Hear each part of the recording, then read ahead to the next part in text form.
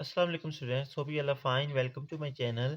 Students, आज हम करेंगे exercise 3.7 question number 2। Question number 2 है हमारे पास। The surface area S of sphere varies directly as square of radius r. So s is directly proportional to r square. So s is equal to kr square. Proportionality sign खत्म किया, हमारे पास constant का आ गया k. Now S is equal to 16 pi is given and R is equal to 2. Put in equation 1, we get K is equal to 4 pi. Got it? Now, we have to find the value of R when S is equal to 36 pi.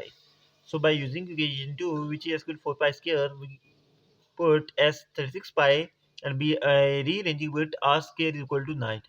And we have to find the value of R. So, we take square root on both sides. So, we get R is equal to 3. So question number 2 हो चुका है हमारा complete. Hopefully आपको समझ आ गया होगा। If you have any doubt you can ask in comment section. Thank you.